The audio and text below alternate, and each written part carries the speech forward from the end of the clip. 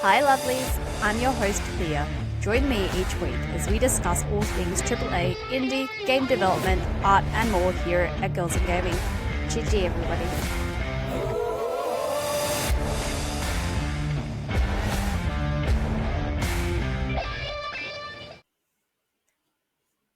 Hi, lovelies, and welcome to another episode of Girls in Gaming. I'm your host, Thea, and today I wanted to do a blind react to the new Dragon Age trailer. So forewarning before we get into that I have played Dragon Age Inquisition.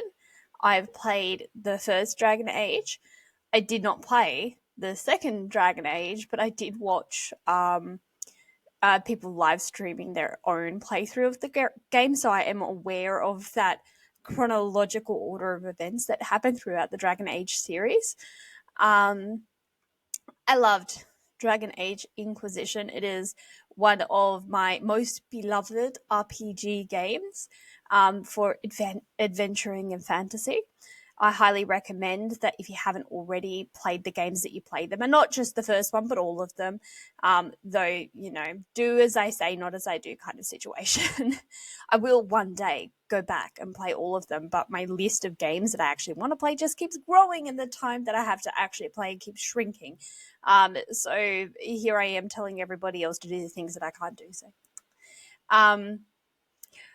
also, kind of like preemptively going into this, I've already had a discussion about the trailer with my husband. I have watched other people talking about it. I have talked about it with my husband and other people, but I have not yet watched the trailer. So that's what we're going to do today. From what I heard when it was released recently, it is a very short trailer, about 48 seconds.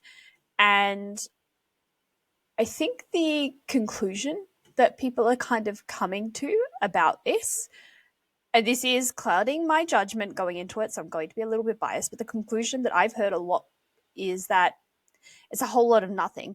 So kind of like going back to that reaction to the recent Mass Effect trailer, it's out there to keep people hooked, to be like, hey, I'm still here, remember me? And this seems like it's been a little bit pushed to come out because of the whole recent hype and events around Baldur's Gate. So you think about like AAA titles, and Dragon Age was a huge title coming out. There tends to be this pressure for them to pump out games rather quickly.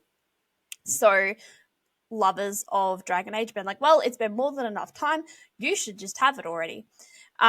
Main concern here is that there's now going to be this pressure put on them to, and because right now, Bethesda, hang on, I may not have that one right. Just let me check. BioWare. Okay. So there's been some kind of controversies around BioWare at the moment. They haven't got a great rep right now in terms of the quality of the games that they are pumping out, and they are pumping them out. But I think collectively we're kind of like agreeing that they're putting games out before they really should be put out. So before they're fine-tuned, before they're ready. And there's this concern that, I mean, I have, that my husband has, that other lovers of Dragon Age have, that this game is going to be put out before it's ready to, one, keep interest alive, and two, to try and keep up competition with games like Baldur's Gate that are coming out. And it has been a huge year for RPG games, whether that be Baldur's Gate or Diablo or the new Harry Potter Hogwarts immersive RPG kind of game. Breath of the Wild, Tears of the Kingdom. All of those huge hitting games have come out this year. People are in love. They're happy. They've got games that they're not just going to be one-off playthroughs, that people are going to consistently play these games and potentially be looking more into buying games from the same developers rather than going back into games like BioWare or developers from BioWare where they've now got this reputation for putting out buggy games that are released early just to try and bring in the cash and the people. Right, so a whole lot of ranting, not a whole lot of watching. Let's give this a go.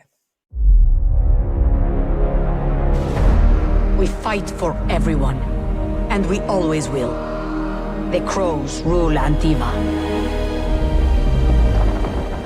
Glory to the risen gods. They've come to deliver this world. Grey Wardens don't hide in our castle. I won't ask good soldiers to turn tail and run. All the world will soon share the peace and comfort of my reign.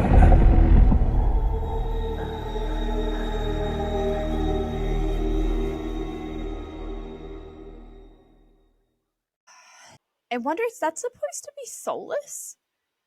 I may be having like...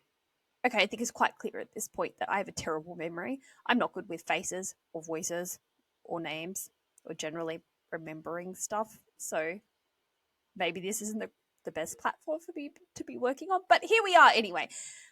If that's supposed to be soulless, the peace and comfort of my reign, not typical evil person wanting to destroy the world and make everyone their minion kind of thing. But again, remains to be seen. Could it be one of those, I'm doing this for everybody, so it's a justified evil kind of thing? We'll see. Or maybe we end up unintentionally being the bad guys and he genuinely is trying to save the world, make it a better place. Regardless, there really isn't much given away. We see a kind of map, which, again, if you're familiar with the Dragon Age game, your war map is kind of like the way you collect resources, gold, things to build with like armor and stuff, and you make connections and allies in your fight up to overcoming the big bad. Right, so it's a really integral core mechanic of the game. So again, really nice looking map, different from the original one, if that's kind of like the system that they're going with, though who knows, because it is so far off, or it should be so far off from actual release. Voiceovers, are these characters actually confirmed to be in the game? I have no idea. And then the last part of that, the places on the maps. It'll be really nice, not gonna lie, to be able to visit those places. That looks like the landscape will be landscape, not landscape. Landscape will be really beautiful and stunning. And I am a huge visual person. I love just going into a game and just stopping and looking. And I can't say how many times in Dragon Age Inquisition I would go back to my designated chambers out onto the balcony and just stare. Be like, oh yeah, this is all mine. I rule it all. Because I'm delirious, delusions of grandeur, as it were. Yeah, okay. So I could kind of see why my friends and my husband are kind of leaning towards why even bring out this trailer? And I feel like that is a trend at the moment for potentially like bigger selling games like Mass Effect and now Dragon Age. Why are we getting 30, 40, 50-second trailers of games that literally tell you nothing? It doesn't build up anticipation at all. I'm really surprised we see nothing about the Rook in there. Now, that's something they could have thrown into the trailer that would have made it a hell of a lot more interesting and exciting. So I was doing some reading and some YouTubing in my free time. And one of the things that we see brought up about the potential new protagonist for the next Dragon Age game is the Rook. We're not entirely sure who that is, but we've kind of jumped to the conclusion as a fan base that the Rook is you. And the BioWare's actually put on social media and all of these other platforms in pictures and comments and stuff a Rook over time, like little Easter eggs. And we've had no idea until recently that actually referenced this upcoming game and potentially the protagonist and their place in it. So we think back on that and its relevance in the previous game. where you have these interactions around chest. Sorry about my inability to speak English, even though I'm an English teacher. Chess in the game, and its integral part is kind of like an analogy for war, right, and politics. So it's not surprising that that theme is carried through into the next game, where potentially you're the rook. But what does that mean? What happened to the Inquisition? There were so many things they could have put in here, right? And I understand wanting to keep some of it hush-hush so that you still have that big reveal. But what are we getting from this? Why bother? Honestly, if you're a fan, you know, it can be really exciting to see something. And it says full reveal summer 2024. Why not just wait till the reveal? Is this really just to be like, oh, guys, we're feeling a bit intimidated because of the new RPGs that are coming out. Just remember we're here. Okay, calm down, BioWare. We still remember, okay? And if we didn't, the full reveal would definitely get our attention again. So for me, this harks a lot of insecurity from the developers, which makes me panic because I'm thinking, okay, they're insecure, they're panicking. They are putting out trailers that give you nothing to draw in attention. This is potentially going to lead to one of those situations where, in an attempt to keep people playing, they're going to release an unfinished game. You know, you have to consider games like Baldur's Gate, where it took years and years, I think over 5 years of development.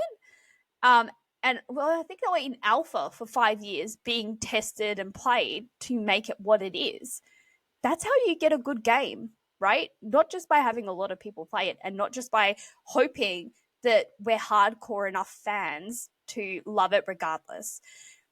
One of the things that we all loved about Dragon Age, other than its stunning visuals, was its complex characters and relationships, its gender and sexuality diversity, the way that you experience the world that you're in. And the story, obviously, this great, grand, epic, adventuring story, right? Any person that loves a good adventure would love Dragon Age. And I think we're slightly fearful as a fan base that the story and those complexities of the story and relationships in the game and your relationship with the world and the politics is going to be forfeited in preference for just getting a game out as soon as possible. So from a dedicated player to the developers at BioWare, please, please, please do us all justice, do yourself justice, do the game justice, and yes, release your full reveal in summer 2024, but work on that game. Give us something worth waiting for, because those fans will still be there. We will still play the game. And if it's good enough, similar to Baldur's Gate, if it is that good, more people will play, right? And that's how you keep us coming back. Okay, that's it for this reveal. It wasn't a huge episode today, but how can it be on 48 seconds? I'm looking forward to seeing what comes out in terms of the reveal in 2024, but that's a whole 12 months away. So in the meantime, we may do a review episode in about 3-4 months after we get some more little tidbits out and some more reveals on Rook and who else is going to be making a reoccurrence, because as we know, spoilers happen and stuff gets slipped out or dug out. So that's it for today's episode of Girls in Gaming. I'm your host, Thea. Please join me next time on another episode of Girls in Gaming. GG, everybody. Thanks again for joining us here at Girls in Gaming. Don't forget to check out our Instagram and YouTube channel for all our recent posts and upcoming content. Until next week, GG, everybody.